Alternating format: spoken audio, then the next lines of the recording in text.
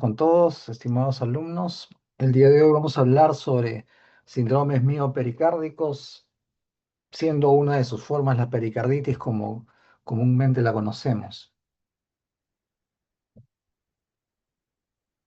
Hay que decir que ya del siglo XVIII, algunos investigadores empezaron a darse cuenta que habían algunas enfermedades que producían adherencias pericárdicas e incluso podrían llevar a la insuficiencia cardíaca. En 1873, Kussmaul describió el signo del pulso paradójico y también se describió como una entidad distinta lo que se llamaba la enfermedad de Pick, que era la pericarditis constrictiva, como la conocemos ahora. Ya con el apoyo de las herramientas tecnológicas en el siglo XX, por ejemplo, en la electrocardiografía y la ecocardiografía, hemos podido ver los cambios que ocurren, los cambios eléctricos que ocurren en la pericarditis, así como la presencia del derrame pericárdico, para poder ya de manera conjunta establecer el cuadro que hoy conocemos comúnmente como pericarditis. Sin embargo, en los siguientes años se ha ido avanzando en los conceptos y en la fisiopatología. Por ello es que llegamos ahora al 2025 con conceptos distintos como el nombre de síndrome inflamatorio miopericárdico, que vamos a ver ahora a qué se refiere. ¿Ok? Ya antes habíamos descrito desde el año 2015 la formalización del diagnóstico tal y como se lo conoce con cuatro criterios, con dos de cuatro criterios, así como la terapia inmune, que ahora está básicamente dirigida a los tipos de pericarditis crónica, y también la clasificación de acuerdo a la duración, que lo vamos a ver en un momento más. ¿Ok? Esta es una línea de tiempo muy rápida, apretada respecto a la historia del diagnóstico y lo que es la pericarditis ahora. Y entonces, para tomar asistencia, vamos a ver una pregunta rápida. ¿Cuál es la causa más frecuente de pericarditis en países en vías de desarrollo y zonas endémicas? Es una pregunta de respuesta múltiple y la vamos a poner en este momento. Tienen 1 minuto y medio.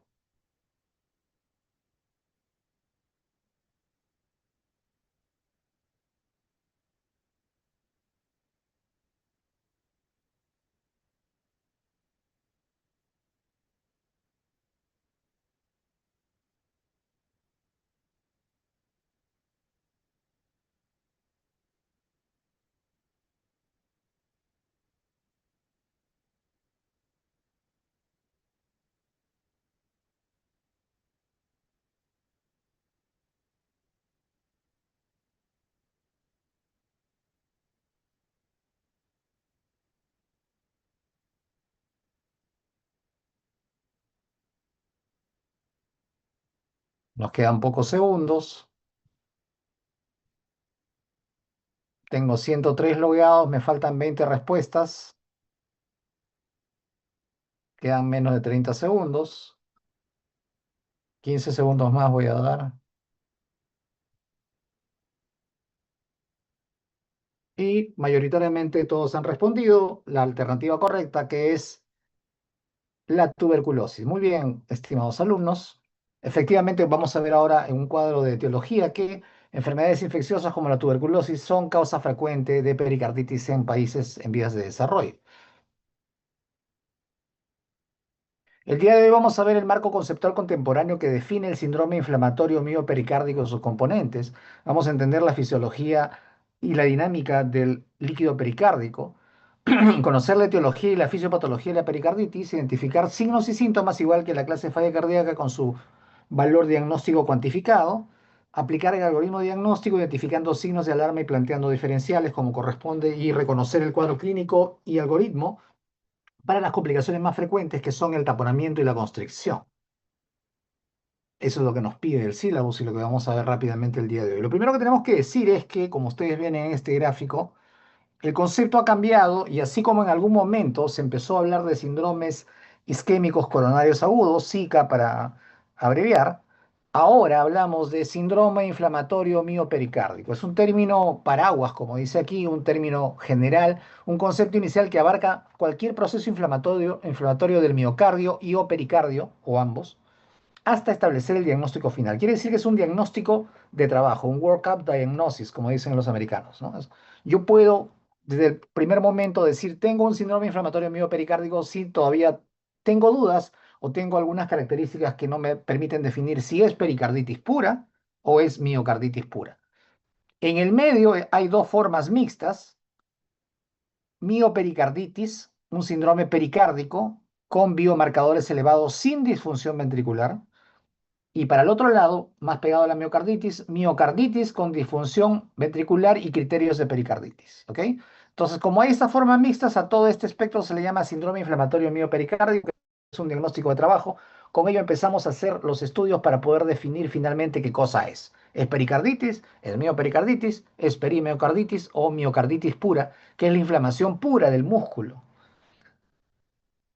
Desafortunadamente o afortunadamente para nosotros, hay una estrecha conexión anatómica, como vamos a ver en la siguiente diapositiva, entre el miocardio y el pericardio, y por eso se explica que cuando se inflama uno, se inflama el otro también. Aquí vemos en este gráfico inferior, todo esto está sacado de la guía europea última del año 2025, está ligeramente modificado, pero aquí también debemos tener en cuenta que cualquiera de las formas del síndrome inflamatorio miopericardico puede tener una duración aguda, que se conceptúa como una duración de menos de 4 semanas de los síntomas, una duración subaguda que demora o dura entre 1 y 3 meses o menos de 3 meses, y una forma crónica que dura más de 3 meses. Sí, señores, hay efectivamente pericarditis o síndromes inflamatorios miopericárdicos crónicos, lo cual es un problema porque se presenta como una enfermedad recurrente, como dice aquí, ¿no? Aparecen nuevos síntomas, después de tener estados o periodos de remisión completa, nuevamente aparece y vuelve a presentarse síntomas, lo cual se ha convertido en un problema para el manejo crónico de estos pacientes. Debemos tener en cuenta que no todos se presentan como fase aguda, que es lo que pensaríamos, sino que algunos como fase subaguda y algunos otros como crónicos. Depende de la etiología. Esta es la anatomía del pericardio y la dinámica del líquido.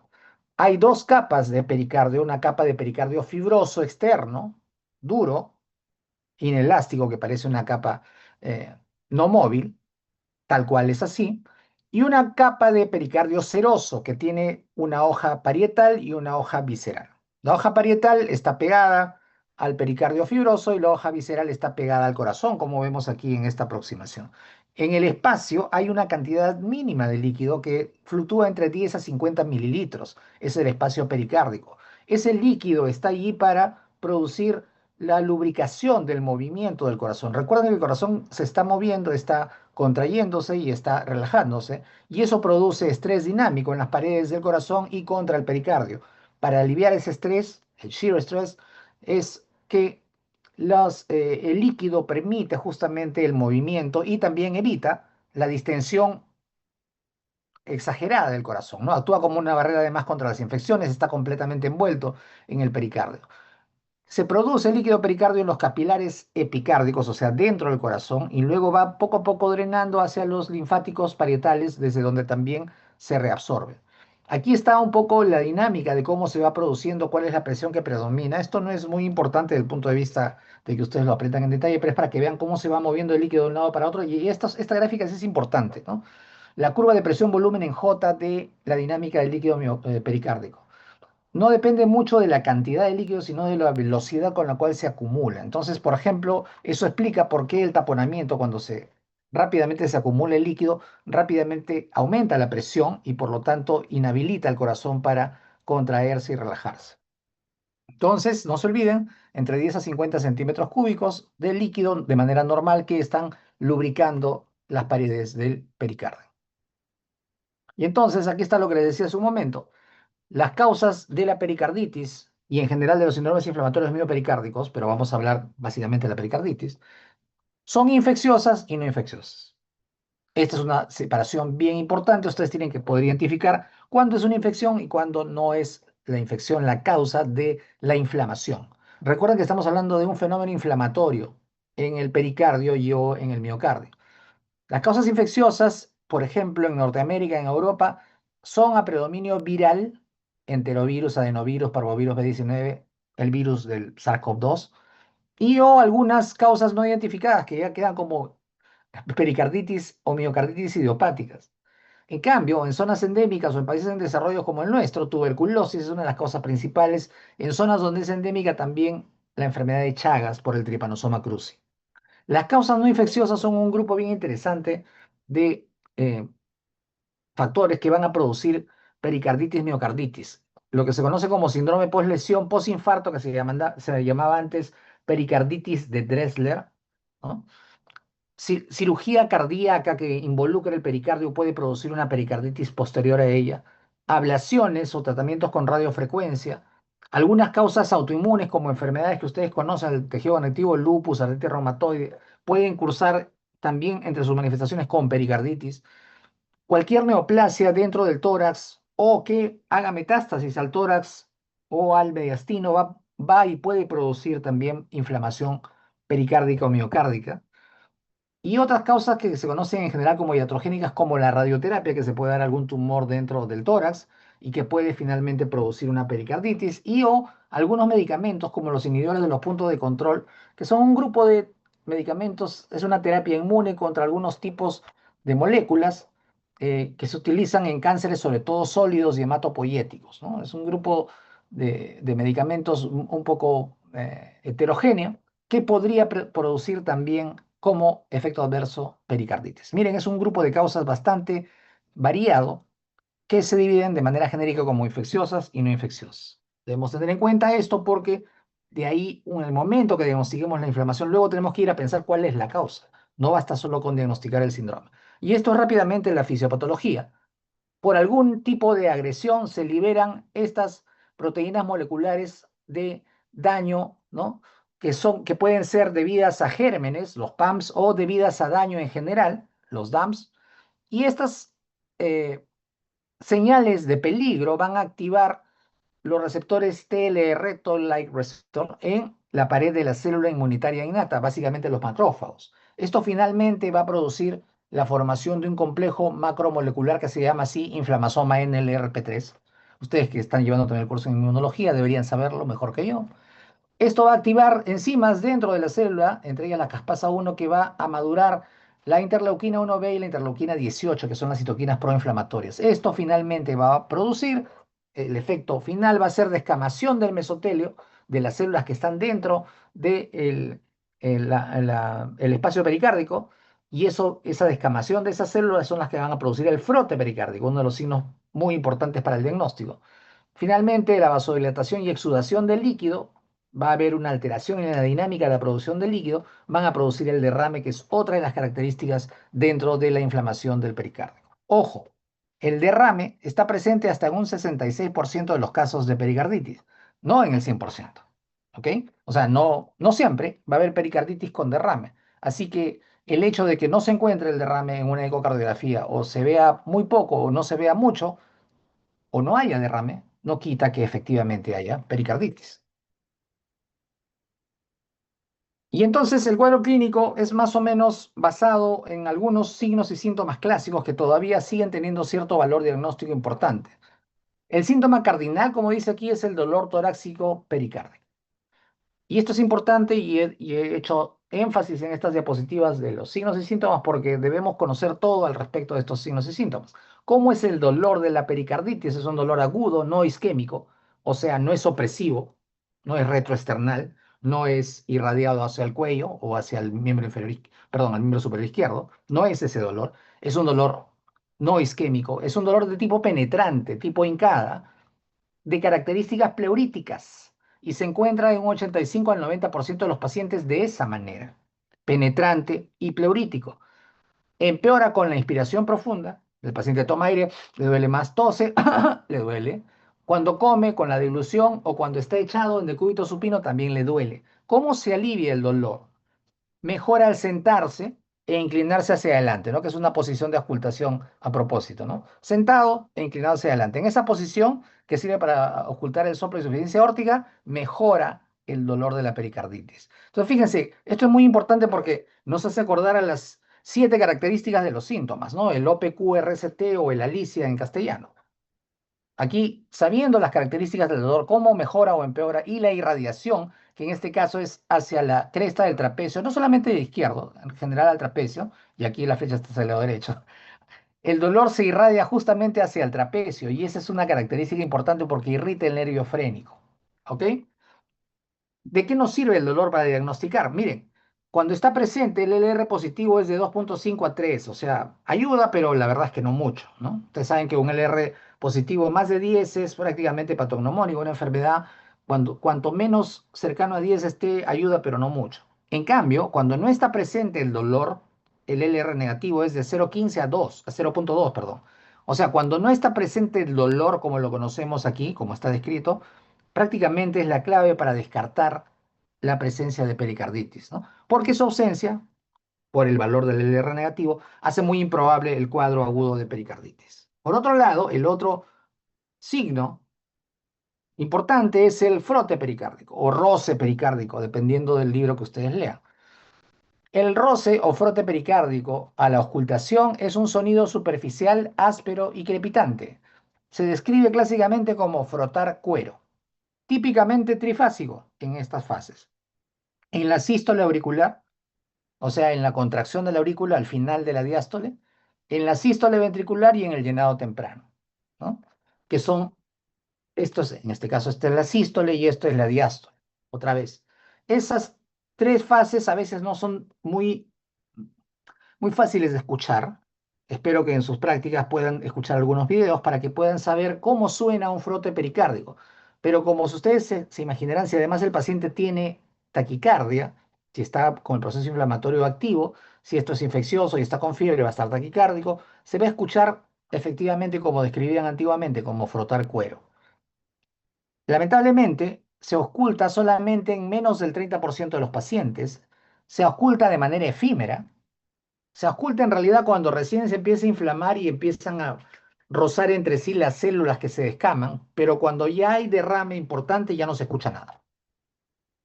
Entonces, cuando empiezan los síntomas en la fase temprana es más bien donde se escucha el frote pericárdico. Cuando hay un derrame importante ya no se escucha. Por eso aquí resaltamos su característica de ser efímero y de presentarse solo en un tercio de los pacientes. ¿Dónde se escucha mejor? Al final de la expiración, con el paciente en la posición inclinado hacia adelante y para escucharlo mejor se presiona firmemente el diafragma. ¿Por qué? Porque es un sonido de tono alto que se escucha mejor con el diafragma. ¿Ok? Entonces, cuando está presente, su LR positivo es mayor a 10 hasta infinito. O sea, nos confirma directamente el, la presencia de la inflamación pericárdica. Pero si no está, no sirve para descartar porque su LR negativo es alrededor de menos 0,7. ¿Ok? Entonces, cuando está presente, confirma, pero si no está, no descarta. A la inversa del dolor, cuando está presente, ok, pero no confirma, pero si está ausente, descarta la enfermedad. ¿Ok? Recuerden que siempre es la clave saber cómo funciona el LR positivo y el LR negativo. Los otros signos y síntomas que pueden existir son en realidad inespecíficos. Ahí les he puesto algunos videos, disculpen, lo pueden leer después para escuchar el frote pericárdico,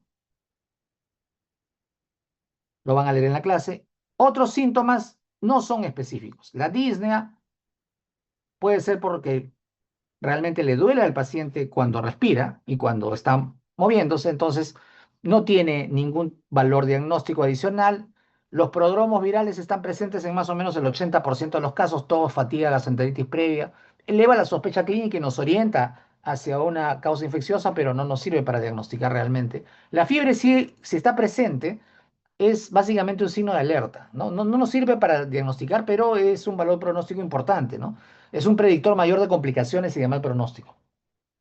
O sea, no nos sirve para diagnosticar, pero sí nos sirve para hacer el pronóstico, ¿no? Porque exige el ingreso hospitalario y la búsqueda de etiologías no virales.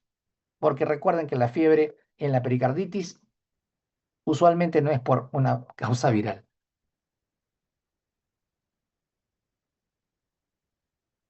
Aquí está un resumen de lo que les acabo de mostrar para confirmar por el R positivo muy alto el frote pericárdico. Para descartar por el R negativo muy bajo la ausencia del dolor pleurítico. En el medio están otros síntomas que nos ayudan o en realidad no nos ayudan mucho, son inespecíficos. Estos dos son los que nos ayudan para el diagnóstico. Antes de solicitar un electrocardiograma o una ecocardiografía, veamos si hay frote o si hay dolor, ¿no? Para poder seguir con el proceso de diagnóstico. Y el criterio diagnóstico que está establecido del año 2015 es el criterio o la regla de al menos dos de varios síntomas que pueden presentarse. Y aquí están todos los síntomas que pueden haber y que nos van a ayudar para el diagnóstico. El síntoma principal es el dolor pleurítico, más uno o más de los criterios adicionales que están aquí: frote pericárdico, cambios en el electrocardiograma, derrame pericárdico nuevo y o evidencia de inflamación en la resonancia. Bueno, no siempre vamos a llegar a la resonancia. En realidad, pocas veces llegamos a la resonancia, dado que es un examen que todavía es de difícil acceso, ¿no? El diagnóstico clínico definitivo es el dolor pleurítico más un criterio adicional, que puede ser el frote, y con eso ya está el diagnóstico, o que pueden ser los cambios en el electrocardiograma o el derrame pericárdico, que podemos evidenciarlo, ya sería en este caso por un examen de imágenes, ¿no? Pero clínicamente podemos diagnosticar solo con dos signos y síntomas, sí, con dolor y frote, ¿no? Si tengo dolor y frote, ya está, es pericarditis. Suficiente para mí. Otras cosas más que nos pueden ayudar: marcadores inflamatorios como PCR, velocidad de sedimentación y evidencia de inflamación por imagen avanzada, tomografía y o resonancia, ¿no? Pero de estos cuatro, uno de ellos más el dolor pleurítico nos hacen el diagnóstico definitivo. El electrocardiograma clásicamente tiene dos características que no vamos a entrar mucho en detalle con ustedes porque eso lo verán seguramente cuando hagan medicina interna, pero debo describirles que las dos características más importantes son la depresión del segmento PR, hallazgo clásico y temprano de inflamación de la aurícula, y la elevación generalizada del segmento ST, cóncava hacia arriba, al 20 a 60% de los casos, y que no está circunscrita a un territorio. Cuando nosotros vemos, por ejemplo, la elevación del ST circunscrita a un territorio, por ejemplo, elevación en 2,3F, que es la caria inferior, yo pienso que es un infarto inferior. O si veo la elevación de B1 a B4 anteroseptal, yo pienso que es un infarto anteroseptal, pero aquí no. La elevación del ST es difusa, no respeta un territorio arterial. Entonces, eso hace sugerir de que sea una pericarditis. Y esto se da porque la inflamación del pericardio se transmite hacia el miocardio. Por eso, y es que las guías actuales consideran todo esto como un síndrome inflamatorio pericárdico. Y eso explica los cambios en el electrocardiograma. Los biomarcadores que podemos utilizar son marcadores de inflamación sistémica, como la PCR y la BSG, que está elevada en la gran cantidad de los casos. Marcadores de lesión miocárdica que nos van a permitir determinar si tenemos una miopericarditis, o sea, una pericarditis con afectación del miocardio, que es la troponina de alta sensibilidad. Esto es muy importante ya como parte del algoritmo diagnóstico. Y un marcador del estrés parietal, que es el NT-proBNP, que lo hemos visto ya antes en la clase de falla cardíaca el día de ayer, ¿no? Su evaluación basal predice el desarrollo de insuficiencia cardíaca. ¿Por qué esto es importante? Porque muchos pacientes que tienen miocarditis o en general síndromes inflamatorios miopericárdicos, pero que se orientan hacia la miocarditis, pueden en el futuro desarrollar insuficiencia cardíaca. Esa es otra historia, ese es otro curso natural que afortunadamente no es muy frecuente, pero lamentablemente suele ser irreversible. Por eso es importante, ya en el curso de un paciente que se encuentra hospitalizado, medir estos marcadores, estos biomarcadores, para ver si hay inflamación sistémica, si hay lesión del miocardio y si hay también estrés parietal o puede haber una posibilidad de insuficiencia en el futuro. Las imágenes claramente nos van a poder cuantificar el derrame. Más de 20 milímetros en diástole se considera un derrame severo y es un criterio de alerta. Nos van a permitir ver los signos si existiera de taponamiento, que vamos a escribirlo en un momento. Nos van a permitir hacer diagnóstico diferencial. A veces confunden los operadores no experimentados la grasa pericárdica con el líquido pericárdico. Y nos van a permitir ver la función del ventrículo izquierdo. ¿Se acuerdan que hablamos ayer de la fracción de eyección del ventrículo izquierdo? Bueno, si no hay ninguna afectación de la función, estamos tranquilos. Si hay una afectación de la función de manera aguda que no había antes, entonces ya no es solamente pericarditis, sino debe ser una inflamación también del miocardio que está produciendo daño en la función.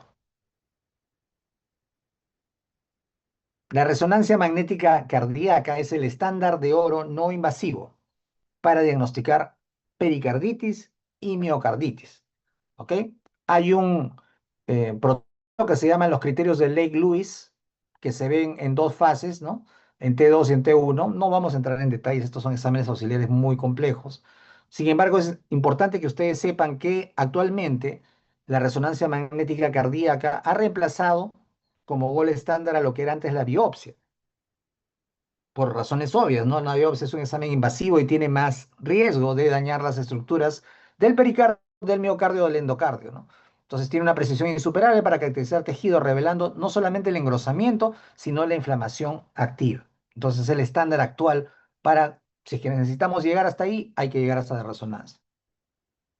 Si hay daño miocárdico, se confirma la miocarditis. Si solamente es pericárdico, afortunadamente para el paciente. Entonces, miren, estos son los cuadros de pericarditis pura, miopericarditis y miocarditis pura, ¿no? Clásicamente la pericarditis es solamente afectación del pericardio con dolor pleurítico, los cambios en el electrocardiograma, las troponinas van a estar normal o podrían estar ligeramente aumentadas, no un rango importante, ¿no? ¿Por qué? Porque básicamente es el pericardio el que está enfermo. Y el ecocardiograma no va a mostrar ninguna alteración de la función ni ninguna alteración en alguna parte del corazón, porque es básicamente el pericardio.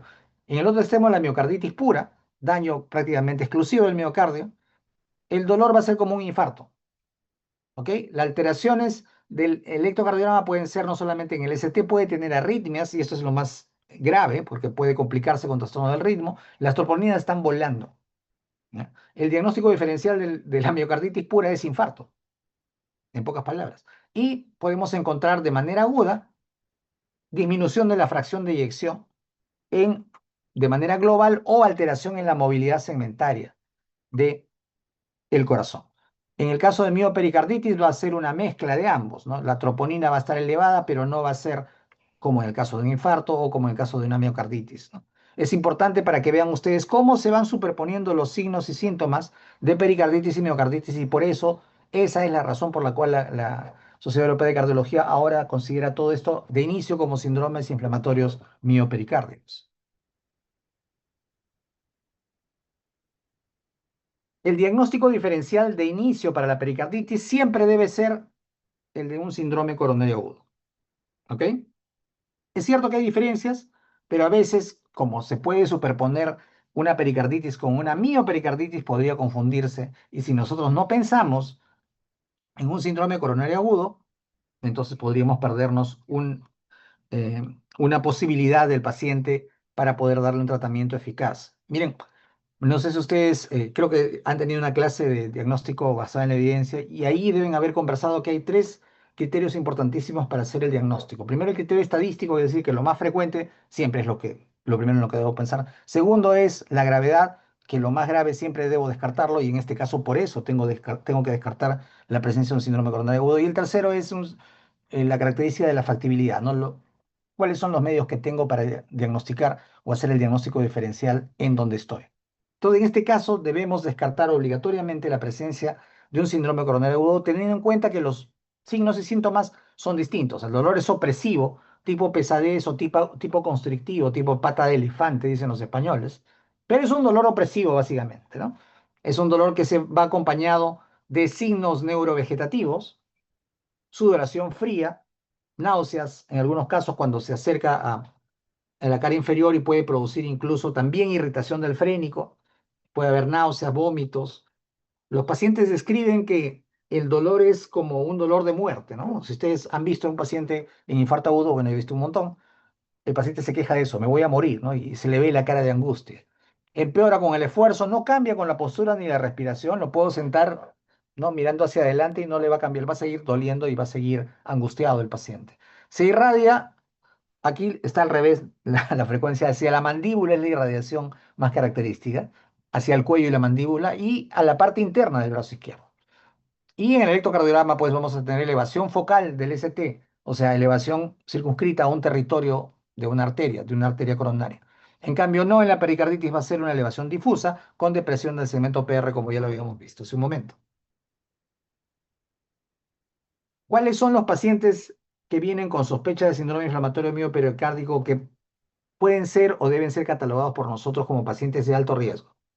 Los que tienen fiebre elevada, más de 38 grados centígrados, indica un fenotipo sistémico altamente inflamatorio, hay riesgo de complicaciones. ¿Quiénes más? Aquellos que se presentan subagudamente, o sea, entre un mes y 3 meses, ¿no? ¿Se acuerdan que vimos ese gráfico al principio? Ya, entre 1 y 3 meses de presentación subaguda ya es un paciente de alto riesgo. Aquellos que tienen un derrame pericárdico grande, más de 20 milímetros, o con compromiso dinámico, hemodinámico o signos de taponamiento, sean signos clínicos o signos ecocardiográficos de taponamiento cardíaco. aquellos pacientes que tienen fracaso terapéutico, es decir, aquellos que ya estuvieron en tratamiento tras 1 o 2 semanas de tratamiento con antiinflamatorios no esteroideos, con aspirina o con colchicina, que es el tratamiento regular, pasaron 2 semanas y siguen con signos y síntomas de pericarditis, también es un paciente de alto riesgo. ¿Ok? Esto es muy importante porque debemos tenerlo en cuenta en la historia clínica. Si vino con fiebre, ¿cuánto tiempo de evolución? Por eso es muy importante que ustedes pregunten bien la evolución de los signos y síntomas. Si ya recibió tratamiento, qué tratamiento fue, cuánto tiempo estuvo con el tratamiento, y todo eso nos va a permitir a nosotros identificar rápidamente un paciente de alto riesgo que tiene que hospitalizarse porque hay alto riesgo de complicación. Este es el algoritmo diagnóstico ante la sospecha de síndrome inflamatorio miopericardico. El primero es la evaluación clínica al pie de la cama, el dolor y el frote pericárdico es lo más importante. Después de eso, si ya tenemos esto, ya tenemos el diagnóstico bastante avanzado, ¿no? Ya podríamos confirmar clínicamente que tiene el diagnóstico de síndrome inflamatorio miopericardico. Para confirmar, hacemos un electrocardiograma, podríamos o no ver los signos clásicos y hacemos laboratorio para ver algunos marcadores inflamatorios, sobre todo troponina para ver si hay daño miocárdico asociado, PCR para ver el estado inflamatorio y NT-proBNP para ver además si hay estrés parietal. Luego hay que hacer de todas maneras un examen de imágenes. Esto ya se ve en un entorno hospitalario, ¿no? Ecocardiografía transtorácica y paralelamente hay que descartar si hay un problema isquémico, si hay un síndrome coronario agudo. Finalmente, cuando el diagnóstico todavía no está muy claro, ya descartamos la enfermedad coronaria, podríamos hacer una resonancia si todavía no estamos claros si es solamente miocarditis, si es solamente pericarditis. Ese es el cuadro de algoritmo diagnóstico para la sospecha de un paciente con síndrome inflamatorio miopericardico. Recuerden que la presencia de fiebre, derrame pericárdico severo, presentación subaguda, ya hemos dicho que son signos clínicos de gravedad. Además, si yo tengo evidencia de miocarditis con la troponina volando o con disfunción del ventrículo izquierdo o disminución de la fracción de eyección en la ecocardiografía, también es un factor de riesgo. Y estos pacientes tienen que estar hospitalizados. Aquellos pacientes que tienen pericarditis aguda, pura, sin miocarditis y sin signo de alarma, aquellos que tienen troponinas normales, ecocardiografía normal, responden rápido a los antiinflamatorios, pueden estar en su casa y deben tener un seguimiento cercano para evitar de que hayan complicaciones y verificar de que se resuelva completamente los signos inflamatorios. Las dos complicaciones más importantes y peligrosas son el taponamiento cardíaco y la pericarditis constrictiva. El taponamiento cardíaco es una complicación aguda, básicamente. Se tapona el corazón cuando se llena muy rápidamente de líquido. ¿Han visto ustedes hace un momento la curva de volumen y presión en la dinámica del líquido pericárdico? Se les he mostrado en un gráfico. Y entonces cuando se llena rápidamente el saco pericárdico de líquido, va a ejercer una presión positiva fuerte sobre el corazón y va a evitar que se contraiga y que se relaje. En cambio, en la pericarditis constrictiva se pierde la elasticidad del pericardio por fibrosis o calcificación. Esto ocurre a lo largo de los años, es como ponerle un candado, ¿no? Entonces, el problema principal es que el corazón no se distiende adecuadamente y está confinado en una coraza rígida. Digamos que la fisiopatología es distinta, pero al final la consecuencia es la misma, ¿no? El corazón no puede contraerse ni puede relajarse adecuadamente en un lado porque está lleno de líquido, en otro lado porque está dentro de una coraza rígida. Esto es sólido y es crónico. Esto es líquido y es agudo. Muy importante para el, la identificación y obviamente para el manejo, ¿no? Además de la pericarditis, que es de lo que estamos hablando, hay otras causas que producen taponamiento. Por ejemplo, y las más frecuentes son traumáticas. Ustedes deben haberse cansado de ver en las series médicas cuando llega un paciente después de haber sido apuñalado, después de un traumatismo de tránsito, que viene en disociación electromecánica del corazón o en parada y resulta que está con un taponamiento cardíaco porque se llenó de sangre el saco pericárdico, ¿no? Esto es muy frecuente. Pacientes con neoplasias que han tenido radioterapia, tienen pericarditis y se llena muy rápido, uremia severa o disección aórtica, todas estas cosas producen acumulación rápida de líquido exudativo o sangre que van a presionar al corazón y van a evitar que se contraiga y que se relaje. La constricción es un proceso más larvado, ¿no? Es una inflamación crónica que evoluciona a fibrosis cicatricial por radioterapia en el mediastino, por algún linfoma, que es la clásica, ¿no? Postcirugía cardíaca, tuberculosis es la principal causa de pericarditis constrictiva en países en desarrollo. La tuberculosis es nuestro karma en países en desarrollo. Produce todo. Antes era la sífilis, ahora es la tuberculosis. Y todavía estamos en el siglo XXI y no podemos erradicarla porque persiste debido a las condiciones en las cuales vive nuestra gente, ¿no? El cuadro clínico es distinto y tiene algunas similaridades. Acá el punto principal es lo que está marcado arriba, ¿no? El taponamiento tiene un patrón de shock. Clásicamente se describe como la triada de Beck de hipotensión, ingurgitación yugular y ruidos cardíacos alejados. Eso es lo que ocurre porque el corazón está dentro de una bolsa de agua, que puede ser líquido o que puede ser sangre a presión y no puede contraerse ni relajarse. Hacia adelante, los signos de deprivación anterógrada son confusión, astenia.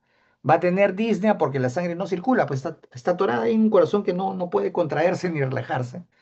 La hipotensión también ocurre por lo mismo. Se ingurgita las yugulares porque la sangre no entra al corazón.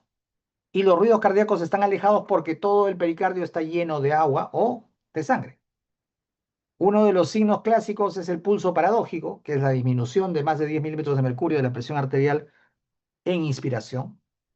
Y el problema aquí es que el paciente, si no se alivia rápido, si no se evacúa ese líquido, tiene riesgo inminente de muerte, puede tener arritmias que pueden comprometer también la estabilidad hemodinámica y finalmente también llevarlo a la muerte. En cambio, la constricción es un patrón de falla cardíaca derecha, que ya hemos visto en la clase de ayer, ingurgitación yugular prominente, el signo de Kussmaul, que es un aumento de presión en las venas yugulares cuando el paciente inspira, que eso es completamente anómalo, es completamente al revés de lo que debe ocurrir. Al inspirar yo aumento el retorno venoso y entonces no tendría por qué marcarse el pulso yugular, sino tendría que disminuir.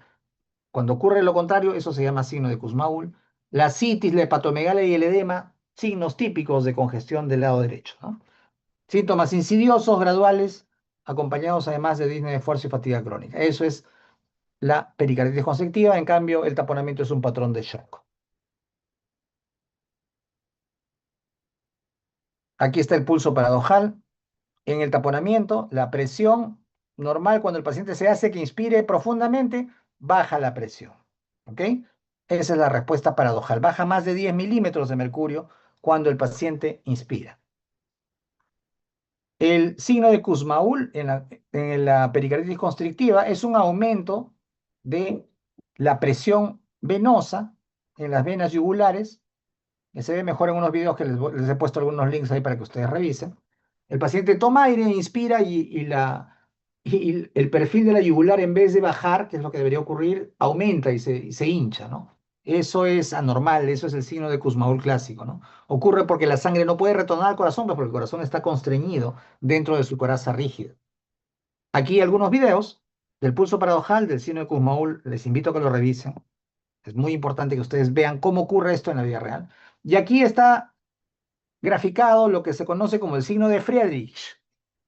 A mí no me gustan los nombres y en realidad no se recomienda aprenderse los nombres. El signo de Friedrich es la caída profunda de la onda I en el pulso venoso en la pericarditis constrictiva, ¿no? Pero ahí lo he puesto por si acaso para que lo vean. Vean los videos donde está el pulso paradojal del signo de Kussmaul y les puse antes otros videos. Miren, en el taponamiento cardíaco, el pulso paradojal, por acá está, es altamente sensible para taponamiento, ¿ok? Sin embargo, a veces no es necesario ni siquiera mirar si hay una diferencia en la presión, ¿no? Porque como tenemos en la mayoría de hospitales, no voy a decir en todos, pero en la mayoría hay ecocardiografía, podemos rápidamente identificar un derrame pericárdico importante y podemos ver los signos de taponamiento en la ecocardiografía. De eso no les voy a hablar porque eso no les compete a ustedes en este momento. A los que quieren ser cardiólogos, bueno, ahí sí les contaré cuáles son los signos ecocardiográficos de colapso, de taponamiento cardíaco. Y entonces uno se da cuenta rápido y hace la pericardiocentesis. En el caso de la pericarditis constrictiva, el signo de Friedrich, lo que les dije, el colapso de la onda I, y el knock pericárdico, que es un sonido diastólico, si ustedes han estado revisando en ocultación en sus sedes, el knock pericárdico es un ruido diastólico que se puede confundir con el tercer ruido, pero no se confunde porque es un ruido de alta frecuencia, ¿no? Es un ruido agudo comparado con el tercer ruido, que es un ruido de baja frecuencia y se escucha mejor en la posición de pachón de cúbito lateral izquierdo con la campana del estetoscopio. El knock pericárdico suena justamente porque el corazón se distiende contra una coraza rígida que es el pericardio fibroso o sólido. Estos dos, el signo de Friedrich, que es el pulso venoso, que es difícil de ver, la verdad, y el no pericárdico son exclusivos de la constricción pericárdica. Las imágenes son las que al final nos van a ayudar para hacer el diagnóstico, básicamente de la constricción pericárdica, pero en el taponamiento tenemos que rápidamente también actuar, ¿no? Recuerden que el cuadro clínico del taponamiento es un patrón de shock. Vamos a ver colapso diastólico de las cavidades derechas, corazón oscilante, un montón de líquido alrededor del corazón, que puede ser sangre o líquido pericárdico, y la vena cava inferior va a estar completamente llena, ¿no? En la constricción hay otras cosas que no voy a detallar, son cosas de ecocardiografía, y en la tomografía y resonancia vamos a ver exactamente cuáles son las membranas que están inflamadas y cómo está de engrosado el pericardio en la pericarditis constrictiva. Para el taponamiento cardíaco, este es un score de gravedad pronóstica y para manejo que está en la guía europea de la Sociedad de Cardiología, en la última guía que es una de las fuentes de esta clase. Y aquí se colocan puntajes por las causas, por el cuadro clínico y por la imagen, ¿no? Neoplasia, tuberculosis, uremia, que es la causa clínica, ortopnea, pulso paradojal, empeoramiento rápido, y o derrame circunferencial grande o colapso aurículo izquierda en imagen. Y si el paciente tiene más o igual o mayor a 6 puntos, es una característica de alto riesgo y ya esto define de que tiene que ir a un drenaje de líquido pericárdico de manera aguda para evitar que colapse hemodinámicamente. Así que tenemos herramientas para poder detectar a los pacientes con taponamiento que requieren pericardiocentesis de urgencia. En el caso de la pericarditis constrictiva tenemos un poco más de tiempo, ¿no? Eso va evolucionando crónicamente, el paciente tiene signos y síntomas de falla derecha aislada, evaluamos primero la historia, el examen físico, el electrocardiograma y la ecocardiografía, y después, si con eso no está claro el diagnóstico etiológico, avanzamos a imagen avanzada con tomografía para detectar calcificaciones y resonancia para detectar inflamación o edema, ¿no? Si el diagnóstico es definitivo, ya pasamos a ver la vía de tratamiento y si no, tenemos que mirar si tiene además otro problema como por ejemplo enfermedad coronaria o falla cardíaca por otra etiología. En la pericarditis constrictiva tenemos tiempo, el paciente evoluciona crónicamente, en el taponamiento no, el manejo es agudo. Y entonces, ¿qué es lo que hemos visto hoy día? El espectro de síndrome inflamatorio miopericárdico, la miocarditis y pericarditis rara vez existen totalmente aisladas, ¿no? Son entidades contiguas porque ustedes han visto que son estructuras anatómicas contiguas. Y entonces debemos pedir troponinas y deberíamos tener una ecocardiografía para poder ver si hay compromiso miocárdico. Recuerden que son dos los criterios para diagnosticar la pericarditis, ¿no? Se requieren dos de cuatro elementos: dolor pleurolítico típico, frote, cambios en el electrocardiograma o derrame pericárdico nuevo. Con dos de ellos diagnosticamos pericarditis. Las claves diagnósticas dependen, ¿no? Depende del LR. La ausencia del dolor pleurítico descarta la enfermedad casi por completo, por su LR negativo bien bajo. Y en cambio el frote presente confirma el diagnóstico porque tiene un LR positivo muy alto. La presencia de fiebre alta, derrame masivo, troponina alta o fracaso a los AINES son indicadores de alto riesgo y tiene que el paciente estar hospitalizado. Y además, durante su evaluación debemos descartar que hay isquemia, porque recuerden, es por una cuestión de gravedad. El diagnóstico de isquemia miocárdica o síndrome coronario agudo es un diagnóstico que puede poner en peligro la vida del paciente mucho más rápido que la pericarditis per se. La resonancia magnética cardíaca ha desplazado a la biopsia como gol estándar moderno para documentar la inflamación y finalmente llegar al diagnóstico definitivo. Finalmente, el pulso paradojal indica altísima sospecha de taponamiento, que tiene un patrón de shock. El signo de Kussmaul y el no pericárdico sugieren pericarditis constrictiva, que tienen clínicamente un patrón de falla derecha. Ya ustedes lo han visto ayer conmigo en la clase, ya saben de qué estoy hablando. Muy bien, es el momento del post-test. Y entonces, por favor, están conectados 119 personas. Vamos a hacer la última pregunta antes de acabar la clase. ¿Cuál es el término utilizado por las guías europeas de cardiología del año 2025 para describir a un paciente con criterios de pericarditis y elevación de troponinas, pero sin disfunción ventricular? Y ahí están las alternativas A, B, C, D y pueden ustedes empezar, tienen un minuto y medio para responder.